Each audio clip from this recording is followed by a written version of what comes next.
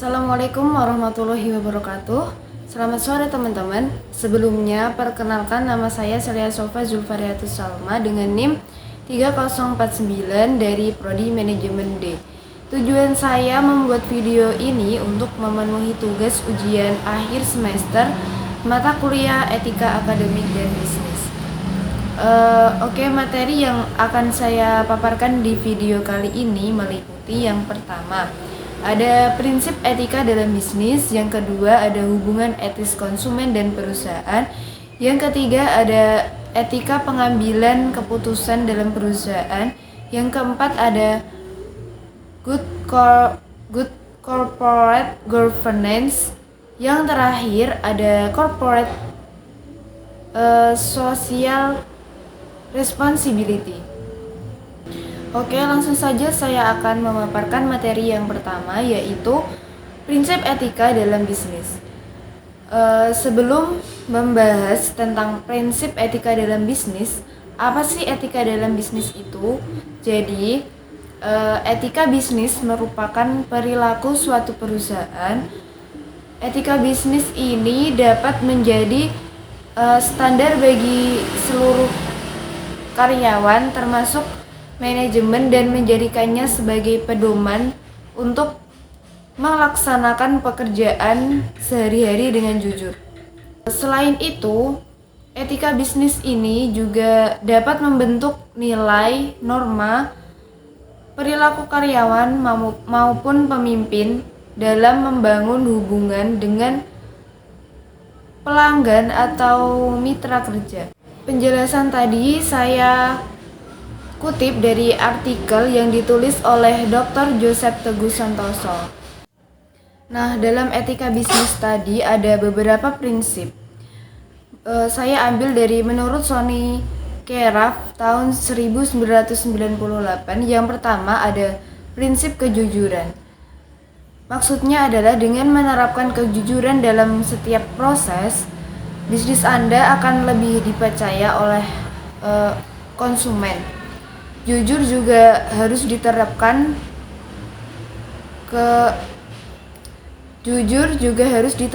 kepada sesama karyawan maupun dengan pihak luar yang memiliki kerjasama hingga masyarakat secara umum.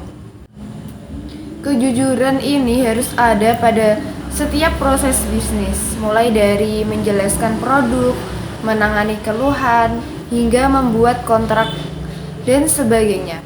Jujur adalah kunci keberhasilan bisnis dalam bentuk apapun. Seperti contoh ketika kita sedang mempromosikan suatu produk, misal kayak skincare, kita harus jujur apa saja kandungan dalam skincare tersebut. Terus apa sih resiko dalam pemakaian jangka panjang? Intinya pada contoh ini tuh kita harus mempromosikan suatu produk kita itu dengan apa adanya, jangan dibuat-buat.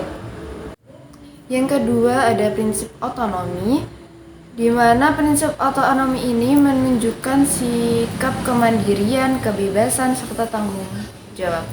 Orang yang mandiri berarti orang yang dapat mengambil keputusan lalu melaksanakannya itu berdasarkan kemampuan dia sendiri dan sesuai dengan apa yang diyakininya. Terus juga bebas dari tekanan orang lain, tanpa hasutan dan ketergantungan kepada pihak lain. Menurut sepemahaman saya pada prinsip ini itu memiliki contoh seperti kayak jangan terlalu bergantung pada orang lain apapun itu. Terus sebagai wirausaha itu tidak boleh mudah terpengaruh dengan sekelilingnya. Jadi kita itu tidak mudah dihasut oleh orang lain. Dia selalu bisa mengambil keputusan sesuai dengan kemampuan sendiri. Bukan yang kayak si A milih ini, jadi kita harus milih ini. Hal itu malah membuat kita itu tidak bisa mengambil keputusan sendiri, malah bergantung dengan keputusan orang lain. Jadi kita itu tidak punya pendirian. Ketika kita terjun di bisnis itu tuh harus bisa kayak bisa mengambil keputusan itu sendiri dengan tepat. Yang ketiga itu ada prinsip saling menguntungkan, di mana prinsip saling menguntungkan ini tuh membangun kesadaran untuk saling memberikan keuntungan satu sama lain. Artinya dalam setiap tindakan bisnis itu harus diusahakan agar semua pihak merasa diuntungkan. Ini biasanya itu disebut sebagai simbiosis mutualisme. Seperti contoh ketika kita menjual suatu barang kepada pembeli, nah kita ini mendapatkan keuntungan berupa uang dari pembeli tersebut. Sedangkan pembeli tersebut itu mendapatkan keuntungan berupa barang yang bisa dipakai atau bisa dimanfaatkan. Jadi di sini tuh keduanya saling menguntungkan satu sama lain. Yang keempat itu ada prinsip keadilan. Prinsip keadilan di sini tuh bisa menanamkan sikap untuk menghargai adil terhadap semua pihak dengan tidak membeda-bedakan dari segala aspek seperti aspek ekonomi, hukum, maupun yang lainnya. Di sini saya memberikan contoh ketika kita memiliki usaha dan kita harus menggaji para karyawan, itu kita harus adil dengan memberi gaji yang sesuai dengan tugas dan tanggung jawab masing-masing dari pegawai tersebut. Tidak boleh pilih-pilih untuk memberi gaji kayak yang ini gajinya segini, itu nggak boleh. 5. Ada prinsip integritas moral. Ini merupakan prinsip yang tidak merugikan orang lain dalam mengambil keputusan dan tindakan bisnis. Prinsip ini dilandasi oleh kesadaran bahwa setiap orang harus dihormati sebagai manusia. Contoh dari prinsip ini yaitu misal kita mempunyai usaha atau kita sebagai karyawan, kita itu harus menjaga nama baik perusahaan itu dengan menanamkan integritas moral seperti memberikan pelayanan terbaik bagi para pengguna layanannya. Oke, tadi adalah sedikit pemaparan terkait beberapa prinsip dalam etika bisnis. Materi yang kedua yang akan saya bahas adalah hubungan etis konsumen dan perusahaan. Di sini ada beberapa yang akan saya paparkan. Yang pertama ada hubungan konsumen dan perusahaan, yang kedua ada pelayanan bertanggung jawab, yang ketiga ada perlindungan terhadap konsumen. Yang pertama saya akan memaparkan terkait hubungan konsumen dan perusahaan, di mana ini adalah salah satu stakeholder yang penting bagi perusahaan. Bisnis tidak akan berjalan tanpa adanya konsumen yang menggunakan produk atau jasa yang diproduksi. Di sini banyak ungkapan yang menyatakan bahwa konsumen adalah raja. Mungkin kata ini tidak asing lagi bagi kita karena seringkali diucap oleh orang-orang.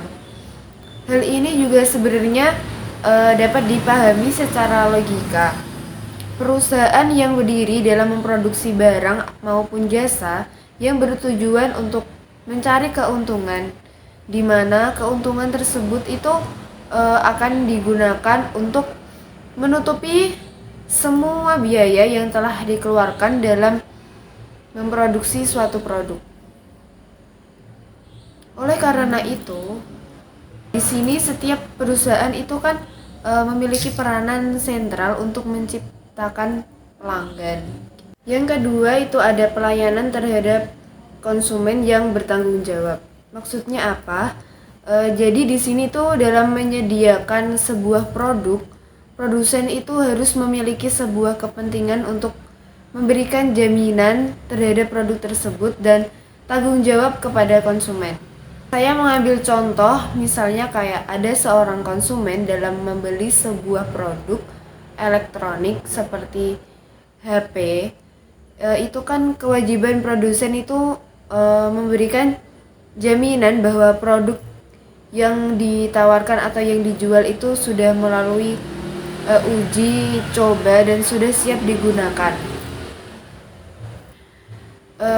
Garansi produk itu juga sangat penting untuk menjamin layanan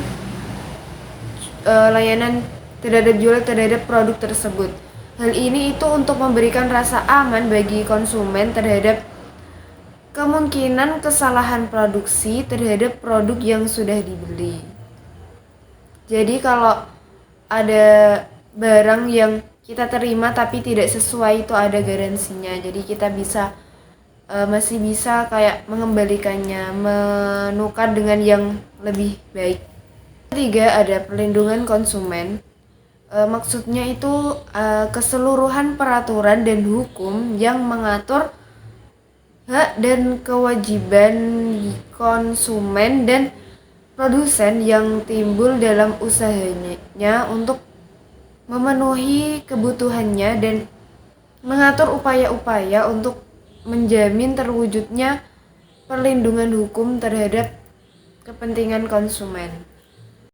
Apa aja sih yang ada pada perlindungan konsumen tersebut? Jadi yang pertama itu ada hak atas keamanan. Jadi konsumen itu berhak atas produk yang aman, di mana produk itu tidak mengalami yang dinamakan cacat produksi yang bahkan itu bisa membahayakan konsumen yang menggunakan produk tersebut. Produsen harus bisa menciptakan suatu hal untuk meminimalisir terjaganya kecelakaan pada produk tersebut. Yang kedua itu ada hak atas informasi konsumen. Jadi di sini itu kayak konsumen itu berhak mengetahui segala informasi yang relevan mengenai produk yang dibelinya, baik dari bahan baku produksinya, cara pemakaiannya, dan juga resiko yang bisa ditimbulkan akibat menggunakan produk tersebut. Jika penggunaan media promosi cetak dan iklan dalam menyampaikan informasi tentang produk itu, maka informasi tersebut harus jelas dan tidak berbelit-belit. Yang ketiga ada hak untuk memilih. Jadi di sini tuh konsumen itu berhak untuk memilih antara berbagai produk dan jasa yang ditawarkan dari beberapa perusahaan. Jadi mereka itu membandingkan kualitas, harga produk, dan konsumen itu memiliki hak untuk membandingkan dan mengambil keputusan untuk membeli barang mana yang harus mereka beli. Yang keempat itu ada hak untuk didengarkan. Jadi menjadi konsumen itu memiliki hak untuk menyampaikan pendapatnya mengenai produk yang mereka konsumsi, terutama mengenai keluhan terhadap produk yang bersangkutan tersebut. Hal ini juga berarti bahwa konsumen itu memiliki suara untuk menetapkan sejumlah regulasi kepada pemerintah mengenai apa aja sih yang menjadi keharusan atau aturan yang harus diterapkan oleh produsen tersebut. Yang kelima ada hak lingkungan hidup. Di sini itu melalui produk yang digunakannya, konsumen itu bisa memanfaatkan sumber daya alam.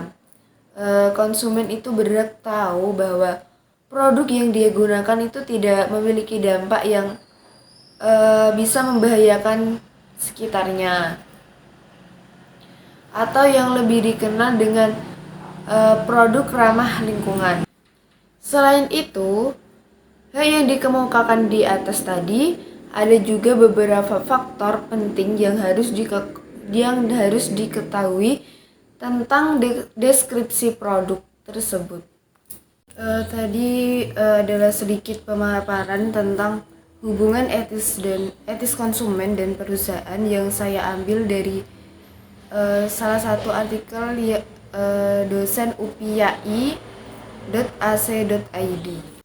Materi yang selanjutnya itu ada etika pengambilan keputusan dalam perusahaan yang meliputi pengambilan keputusan dalam perusahaan dan juga dalam individu dan kelompok. Yang pertama itu ada etika pengambilan keputusan dalam perusahaan. Penerapan etika bisnis. Etika bisnis ini diterapkan pada tingkat institusi makro, pada organisasi dan dalam kepemimpinan. Walaupun dasar dari keputusan etis sama pada setiap tingkatan, namun fokus pada setiap level itu berbeda. Pada level institusi,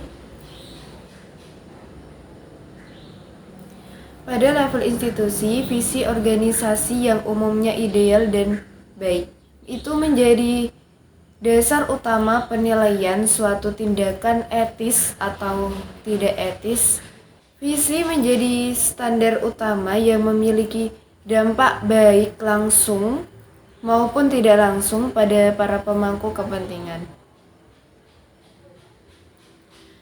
Norma-norma yang ada dalam visi serta misi organisasi membantu karyawan untuk membuat keputusan etis dalam setiap situasi yang dihadapi. Pada level operasional perusahaan, itu standar etika itu dapat dipenuhi dalam menggunakan misi dan tujuan-tujuan jangka menengah dan pendek itu sebagai standar etika bisnis. Dalam pengambilan keputusan dalam perusahaan itu harus memperhatikan beberapa. Yang pertama itu ada penetapan goal dan objektif serta pengukuran hasil, seperti kayak pengidentifikasian masalah, pengembangan alternatif, pengevaluasian alternatif, pemilihan alternatif, penerapan keputusan maupun pengendalian dan pengevaluasian.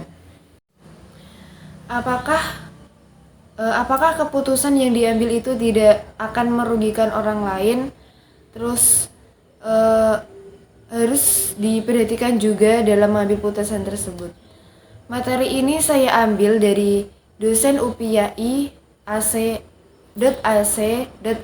Yang kedua itu ada etika pengambilan keputusan terhadap individu dan kelompok. Dalam pengambilan keputusan secara individu itu keputusan yang diambil itu harus sesuai dengan diri kita sendiri tanpa adanya paksaan dari orang lain, terus tanpa adanya hasutan dari orang lain. Jadi kita itu harus memutuskan keputusan yang terbaik menurut kita sendiri, jangan terpengaruh dengan orang lain. Tetapi juga harus memperhatikan atau mempertimbangkan segala keputusan itu dari segi aspek orang lain juga. Pengambilan keputusan dalam kelompok itu seperti dengan cara melakukan mufakat atau demokrasi, atau musyawarah. Jadi dalam mengambil keputusan untuk kelompok itu harus diperhatikan apa aja opsi dari sebuah keputusan, lalu dimusyawarahkan agar mendapatkan keputusan atau jalan yang terbaik untuk ditindaklanjuti. Oke, tadi itu merupakan sedikit pemaparan tentang etika pengambilan keputusan dalam perusahaan dan etika mengambil keputusan dalam kelompok dan individu. Materi selanjutnya ada pemahaman GCG atau Good Corporate Governance dan juga prinsip-prinsipnya. Jadi pemahaman GCG dan prinsip-prinsipnya saya mengambil sumber dari employersglints.com di mana good good corporate governance atau sering disebut GCG itu merupakan suatu praktik pengelolaan perusahaan secara aman, atau bisa diartikan sebagai prinsip-prinsip yang sudah diterapkan oleh perusahaan untuk memaksimalkan nilai perusahaan, meningkatkan kinerja dan kontribusi perusahaan, serta menjaga keberlanjutan perusahaan secara jangka panjang. Fungsi penerapan prinsip itu sendiri itu agar perusahaan itu bertanggung jawab pada pemegang saham dan pihak-pihak lain atau stakeholder dalam menjalankan operasionalnya. Dalam GCG ini itu terdapat beberapa prinsip. Yang pertama ada prinsip transparansi, di mana perusahaan itu harus menyediakan sebuah informasi yang relevan serta mudah diakses dan dipahami oleh pemangku kepentingan itu. Termasuk hal-hal penting untuk pengambilan keputusan itu oleh pemegang saham, kreditur, maupun pemangku kepentingan lainnya. Pedoman pokok transparansi itu meliputi yang pertama ada perusahaan itu harus menyediakan informasi secara tepat waktu, terus jelas, akurat, dan dapat diperbandingkan serta mudah diakses pemangku kepentingan. Informasi yang kedua itu ada informasi yang harus mencakup visi, misi, sasaran usaha, dan strategi perusahaan, kondisi keuangan, dan lain sebagainya yang mempengaruhi perusahaan tersebut. Kebijakan perusahaan itu harus tertulis dan dikomunikasikan secara proporsional kepada pemangku kepentingan tersebut. Yang kedua itu ada prinsip akuntabilitas, di mana perusahaan itu dalam prinsip ini perusahaan itu harus dapat mempertanggungjawabkan kinerja serta secara transparan dan wajar. Pengelolaan di perusahaan diarahkan pada tujuan organisasi dengan tetap mempertimbangkan kepentingan pemegang saham dan pemangku kepentingan lainnya. Pedoman pokoknya itu meliputi yang pertama ada penetapan rincian tugas dan tanggung jawab setiap organ perusahaan dan seluruh karyawan itu secara jelas dan selaras dengan visi misi, nilai-nilai perusahaan maupun strategi pemasaran. Selanjutnya itu meyakini bahwa semua organ perusahaan dan semua karyawan itu memiliki kemampuan sesuai dengan tugas, tanggung jawab, dan diterapkan dalam pelaksanaan GCG. Selanjutnya ada kepastian adanya sistem pengendalian internal yang efektif dalam pengelolaan perusahaan. Selanjutnya itu juga ada kepemilikan ukuran kinerja untuk semua jajaran perusahaan yang konsisten dengan sasaran perusahaan. Terus selanjutnya itu kepemilikan ukuran kinerja untuk semua jajaran perusahaan yang konsisten dengan sasaran perusahaan. Selanjutnya ada setiap organ perusahaan dan semua karyawan itu harus berpegang pada etika bisnis dan pedoman perilaku yang telah disepakati sebelumnya. Prinsip yang ketiga ada independensi atau kemandirian. Prinsip ini memiliki arti bahwa dalam menjalankan tugas dan kewenangannya mengelola perusahaan, itu para pemegang saham, dewan komisaris, dan direksi itu sepenuhnya terlepas dari berbagai pengaruh atau tekanan pihak lain yang dapat merugikan. Selain merugikan juga dapat mengganggu dan mengurangi objektivitas pengambilan keputusan atau menurunkan efektivitas pengelolaan kinerja perusahaan. Prinsip yang keempat ada responsibility, meliputi pertanggungjawaban perusahaan sebagai bentuk kepatuhan di dalam pengelolaan perusahaan terhadap prinsip korporasi yang sehat serta kejelasan bagi seluruh organ di dalamnya dengan menerapkan peraturan perundang-undangan yang berlaku. Materi ini saya ambil dari accounting.binus.ac.id. Tidak terasa kita udah memasuki materi yang terakhir yang akan saya paparkan, yaitu ada corporate social responsibility. Corporate social responsibility yang saya kutip dari Investopedia. Corporate social responsibility ini atau biasanya disingkat dengan CSR ini merupakan model bisnis yang membantu perusahaan dalam memenuhi tanggung jawabnya kepada pemangku kepentingan dan juga kepada masyarakat, terutama masyarakat di sekitar perusahaan tersebut. CSR sendiri muncul karena perusahaan itu menyadari dampak dari operasional bisnis mereka terhadap masyarakat, baik itu dari dampak ekonomi, dampak sosial maupun dampak lingkungan. CRS ini merupakan aspek penting dalam keberlangsungan perusahaan karena perusahaan itu yang menguntungkan dalam jangka panjang. Perusahaan yang beroperasi dengan prinsip berkelanjutan.